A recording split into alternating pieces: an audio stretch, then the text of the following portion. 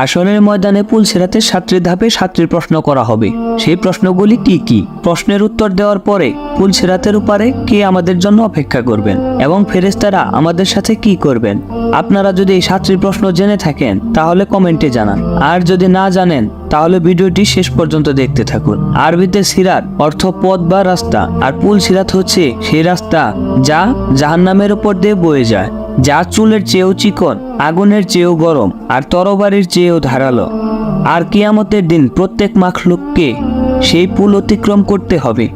যারা জান্নাতবাসী হবে তারা তাদের ঈমান ও আমল অনুযায়ী স্বাচ্ছন্দ্য অথবা কষ্টের সাথে পুলসিরাত অতিক্রম করে জান্নাতে যাবে, এবং যারা তাদের আমলের কারণে জাহান্নামে থাকবে তারা পুলসিরাত থেকে পড়ে গিয়ে জাহান্নামে পতিত হবে। ঈমানদারদের জন্য পুলসিরাত একটি সুন্দর উপত্যকায় রূপান্তরিত হবে, যেখানে তারা কোনো সমস্যা ছাড়াই অতিক্রম করে জান্নাতের দরজায় পৌঁছে যাবে। ঈমানদারদেরকে তাদের কর্ম অনুযায়ী নূর বা আলো দেওয়া হবে, যার আলোতে তারা পুলসিরাতের মধ্যে দিয়ে পথ নির্ধারণ করবে। তাদের মধ্যে অনেকে প্রবল বাতাসের মতো দৌড়ে পার হয়ে যাবে, তারপর অনেকে হাঁটুতে ভর দিয়ে পার হবে এবং অনেকে হামাগুড়ি দিয়ে পার হবে। নবী করিম সাল্লাল্লাহু আলাইহি ওয়াসাল্লাম বলেন, আমি এক রাতে এক অদ্ভুত দৃশ্য দেখেছি। আমি দেখেছি আমার উম্মতের মধ্যে হতে একজন পুলসিরাতের উপরে বুকে ভর দিয়ে টেনে টেনে পার হচ্ছিল এবং কখনো হাঁটুর উপর ভর দিয়ে চলতেছিল। এমন সময় তার কাছে সেই দরুদ পেশ করা হলো যা দুনিয়াতে আমার জন্য পাঠ করেছিল। সেই দরুদের ফজিলতের কারণে সে উঠে দাঁড়াতে সক্ষম হয় এবং পুলসিরাত দ্রুত পার হতে পারে। আখিরাতের সময় অনুযায়ী পুলসিরাতের দূরত্ব 3000 বছর। এক রিওয়ায়াতে বলা হয়েছে যে জাহান্নামে 7টি পুল রয়েছে, প্রত্যেক পুলের মাঝে দূরত্ব 70,000 বছরের সমান এবং প্রতিটি পুল তলোয়ারের মতো ধারালো। এই পুলের উপর দিয়ে অতিক্রমকারী দলগুলোর মধ্যে প্রথম দলটি চোখের পলকে পার হয়ে যাবে, দ্বিতীয় দলটি বিদ্যুতের গতির মতো পার হয়ে যাবে, তৃতীয় দল ঝড়ো বাতাসের মতো পার হয়ে যাবে, চতুর্থ দল পাখির মতো পার হয়ে যাবে, পঞ্চম দল ঘোড়ার মতো পার হয়ে যাবে, ষষ্ঠ দল দৌড়ে ছুটে চলা মানুষের মতো পার হয়ে যাবে, সপ্তম দল পথচারীর মতো পায়ে হেঁটে হেঁটে পার হয়ে যাবে। তাদের সবার শেষে একটা অবশিষ্ট দল থাকবে। যখন তাদেরকে যেতে দেওয়া হবে তারা পুলসিরাতের উপর তাদের পা রাখবে, কিন্তু তাদের পা কাঁপতে শুরু করবে, তাই তারা হাঁটু গেড়ে বসে পড়বে। অতঃপর তারা হাঁটুতে ভর দিয়ে চলতে শুরু করবে এবং জাহান্নামের আগুনের স্ফুলিঙ্গ তাদের পায়ে এবং পায়ের তলা পর্যন্ত পৌঁছাবে। তারপর তারা বুকের উপর ভর করে টেনে টেনে চলতে শুরু করবে। আগুন তাদেরকে ঘিরে ধরবে। আগুন থেকে বাঁচার জন্য পেটের উপর ভর করে টেনে টেনে আবার চলতে শুরু করবে। তারা তাদের হাত দিয়ে পুল আঁকড়ে ধরবে।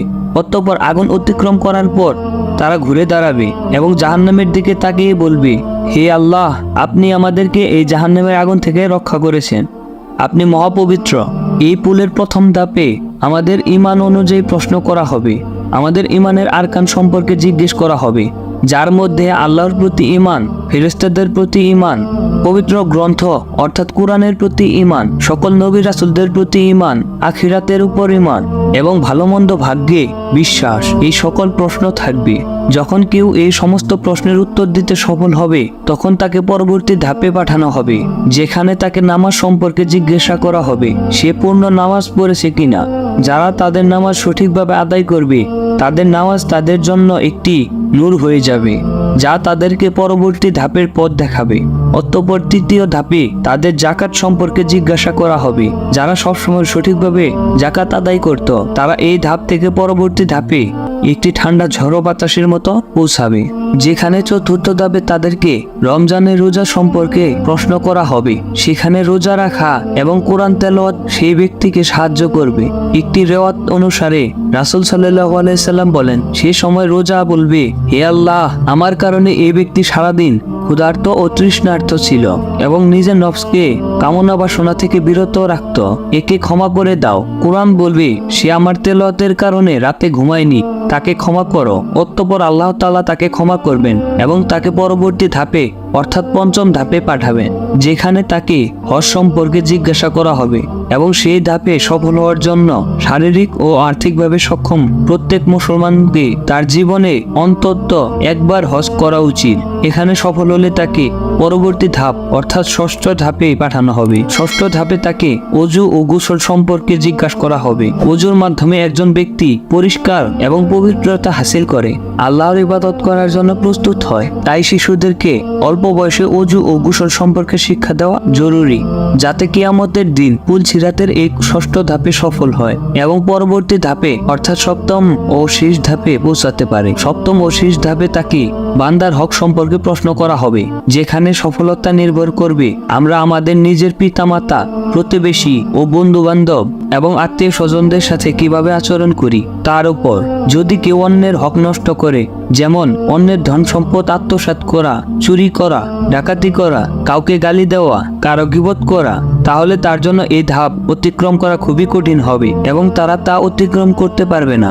কিন্তু যারা যারা এই শেষ প্রশ্নেও সঠিক উত্তর দিবে তারা সেই স্থানে পৌঁছে যাবে যেখানে নবীজি তাদের জন্য অপেক্ষা করতে থাকবে এবং স্বাগত জানাবে, যেখানে তাদের জন্য দুটি পানির ফোয়ারা থাকবে যার পাশ হিরে জহরত দ্বারা তৈরি করা হয়েছে। তারা একটি ঝর্ণায় গোসল করবে এবং অন্যটি থেকে পানি পান করবে। তারপর তারা জান্নাতের দরজায় পৌঁছে যাবে।